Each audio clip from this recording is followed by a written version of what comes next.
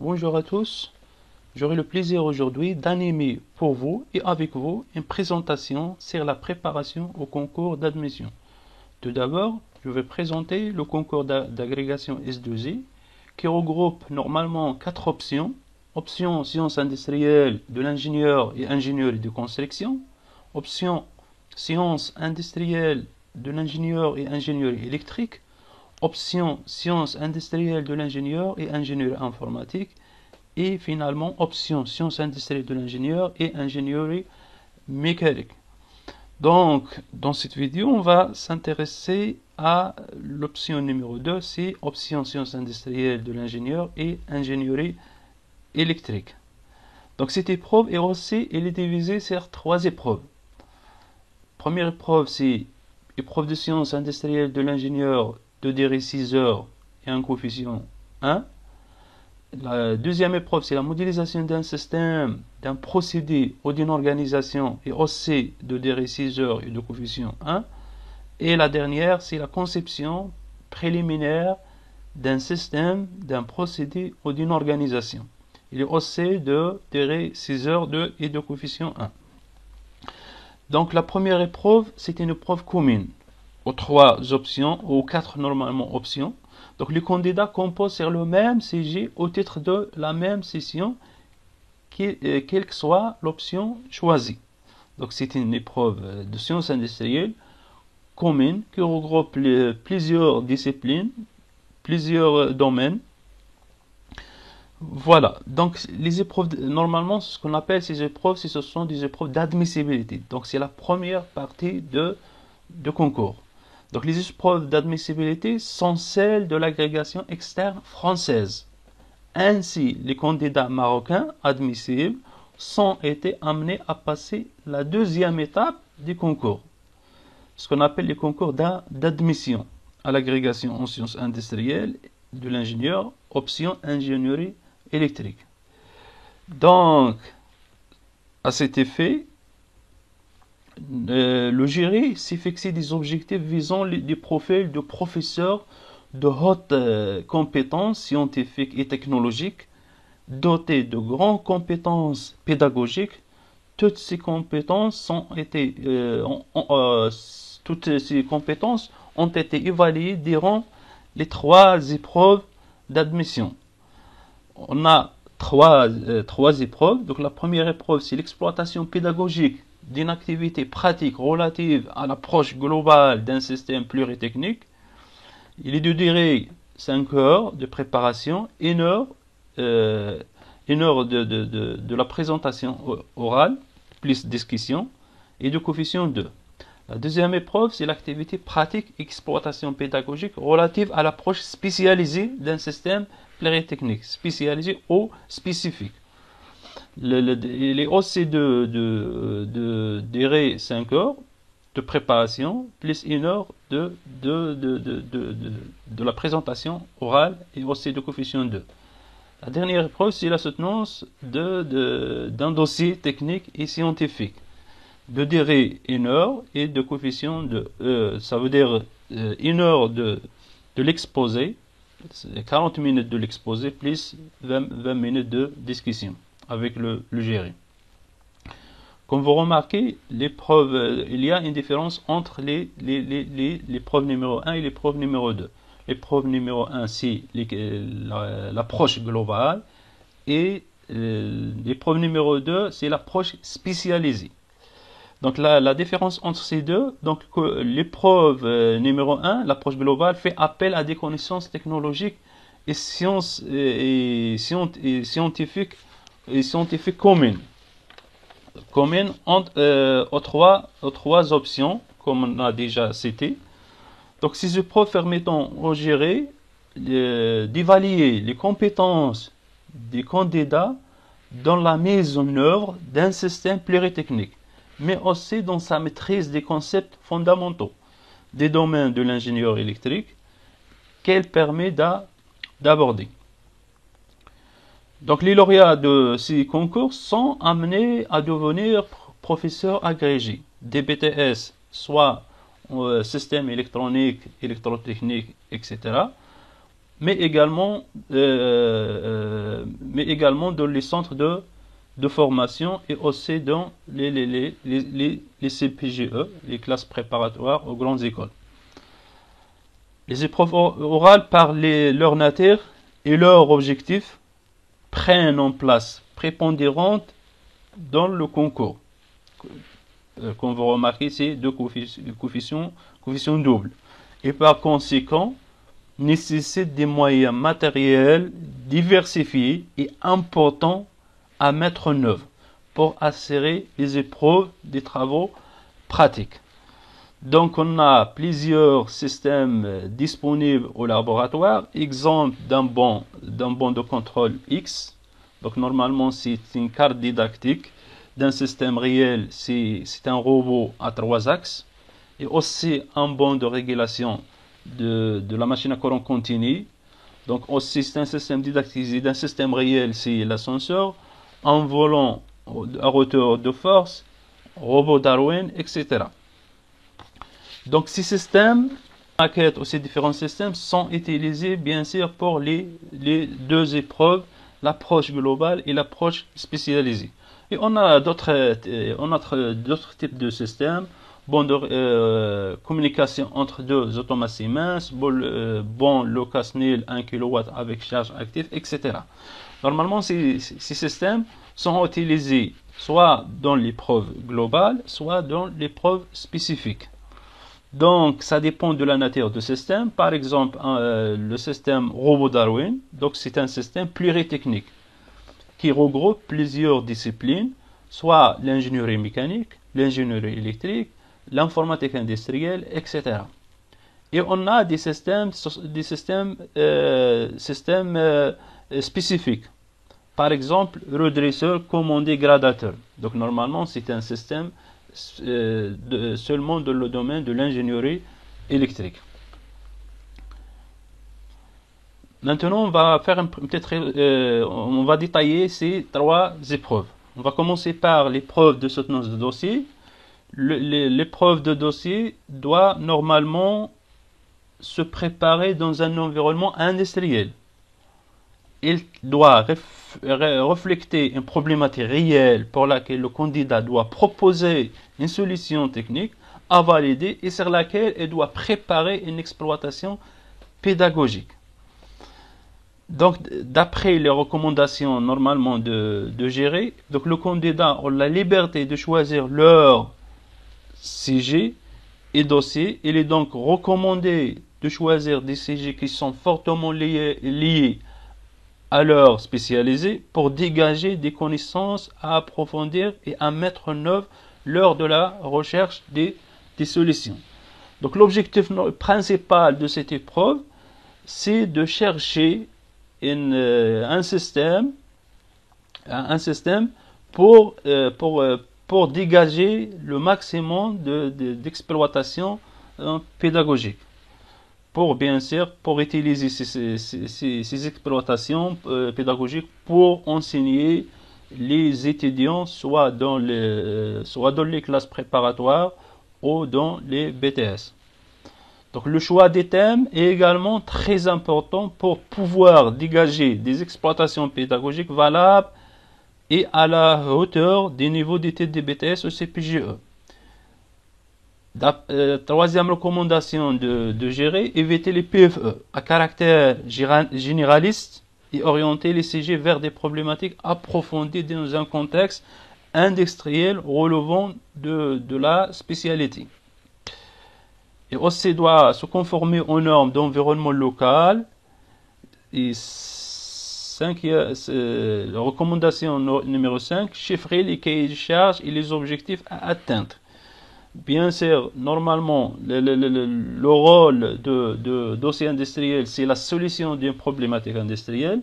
Donc, il faut d'abord commencer par une problématique industrielle.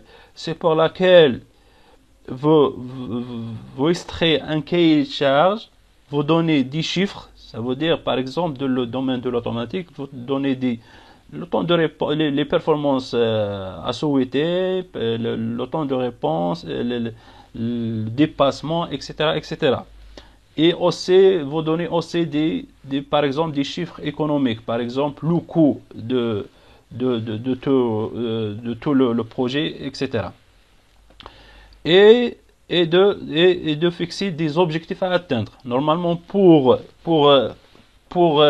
répondre à cette problématique, on va arriver à des objectifs suivants. Donc, on va choisir des solutions pour répondre à ces objectifs. Voilà. Maintenant, on passe à l'épreuve numéro 2, c'est l'exploitation pédagogique d'une activité pratique relative à l'approche globale d'un système pluriteknique. Cette épreuve est divisée sur 3 phases. Donc, on va commencer par la première phase, c'est la mise en œuvre des équipements au laboratoire, donc de durée 4 heures. Il est aussi divisé sur 3 parties. Donc, la première partie, c'est de durée 30 minutes. Donc l'objectif de cette partie, c'est la compréhension du fonctionnement global des systèmes. Ça veut dire identification des différents éléments de la maquette industrielle. Donc normalement, à la fin de cette première partie, l'examinateur s'assure que le candidat s'est bien approprié le support de TP ainsi que la problématique proposée. Donc cette première partie elle est supervisée par l'examinateur.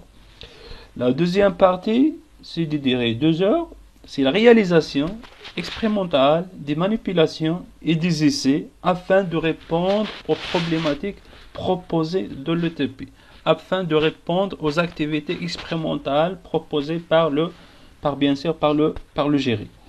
Donc cette partie c'est très importante. Donc normalement c'est une partie pratique pour réaliser les différentes manipulations. Donc si vous réussissez pas la réalisation pratique, il faut penser à une autre solution. Par exemple, utiliser des logiciels pour la simulation, parce que l'objectif c'est de trouver des résultats. Voilà. La troisième partie, c'est de durer 1h30. C'est la préparation de la trame détaillée de la séquence pédagogique. Normalement, l'exploitation pédagogique proposée doit être directement liée aux activités pratiques réalisées de la partie numéro 2. C'est pour cela que j'ai dit, si vous n'arrivez pas à réaliser ou de trouver des résultats pratiques, il faut penser à la simulation. Deuxième phase, c'est préparation de l'exposé, c'est de durer 1 heure.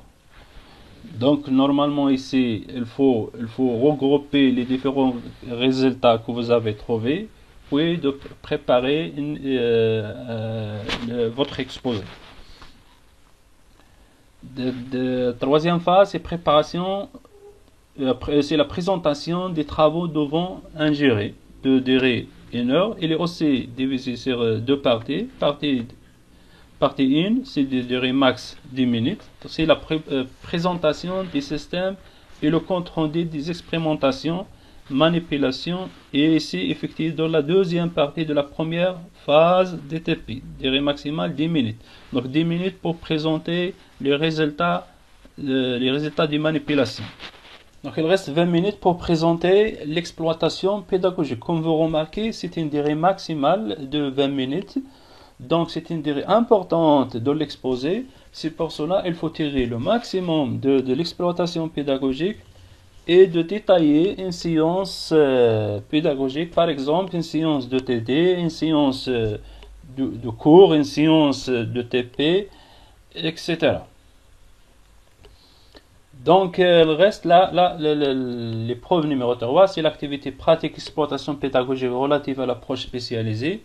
Donc, les mêmes étapes de l'approche globale, elles changent seulement la nature de l'épreuve. Donc, ici, on a une approche spécifique.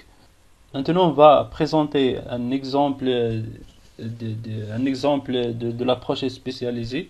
Une approche spécialisée.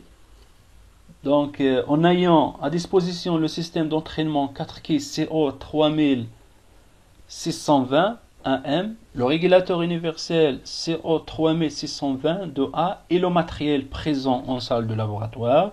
On désire contrôler le déplacement de l'entraînement de l'ascenseur en étudiant la réponse à la variable de consigne ainsi qu'à la perturbation. Donc l'activité numéro 1 indique clairement le rôle des différents blocs qui vont intervenir dans cet entraînement ainsi que le procédé à suivre pour les caractériser expérimentalement. Donc il est demandé ici d'identifier les différents éléments de la maquette ou de modéliser les différents éléments de la maquette. Donc dans cette partie, il faut utiliser les outils d'analyse. Par exemple, la modélisation qui doivent être normalement reconnue par tous les candidats, c'est la modélisation CCML ou EML, car elle permet de représenter les exigences du système, les éléments non logiciels, mécaniques, hydrauliques, capteurs, etc., les équations physiques, le flux continu, matière, énergie, etc. CCML a été normalement introduit dans le programme des CPGE, car il intègre à la fois les exigences, la structure et le comportement d'un système. La deuxième partie, c'est les procédures à suivre pour les caractériser expérimentalement la carte didactique. Donc, il faut utiliser les outils d'identification. Ça veut dire, par exemple, si on veut, par exemple, le modèle de système de point de vue automatique, il faut utiliser les méthodes d'identification. Par exemple, attaquer le système à l'entrée par un signal, par exemple un échelon, et expérimentalement on peut utiliser un signal carré de basse fréquence pour trouver la réponse à la sortie. Puis il faut utiliser des méthodes d'identification, soit de méthodes pour trouver un système de premier ordre, un système de deuxième ordre. Si on veut d'ordre supérieur, on peut utiliser la méthode de Broueta par exemple, ou de Straer de la maquette. L'activité numéro 2, identifier le système à commander et indiquer le type de régulateur utilisé.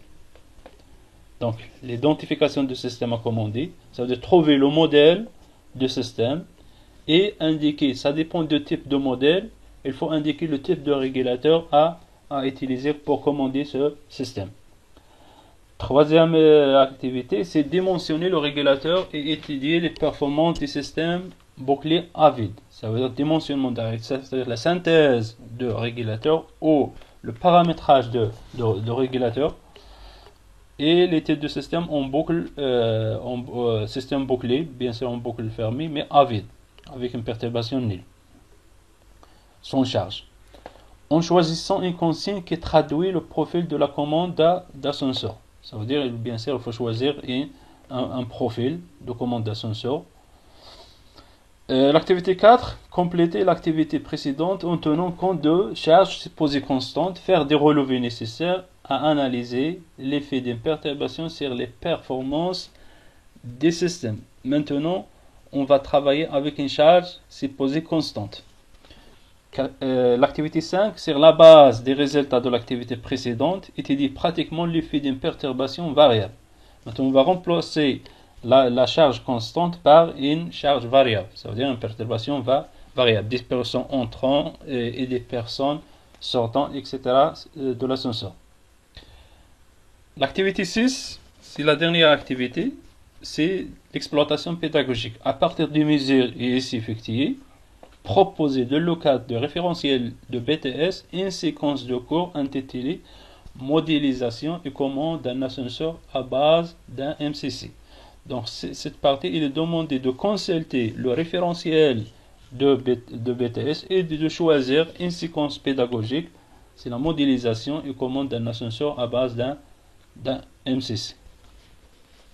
Donc la réponse à cette épreuve sera présentée par Monsieur Oussama Mafhoum dans une autre séance vidéo. Merci pour votre écoute et pour plus d'informations, vous pouvez consulter les rapports de gérer des années passées. Et merci.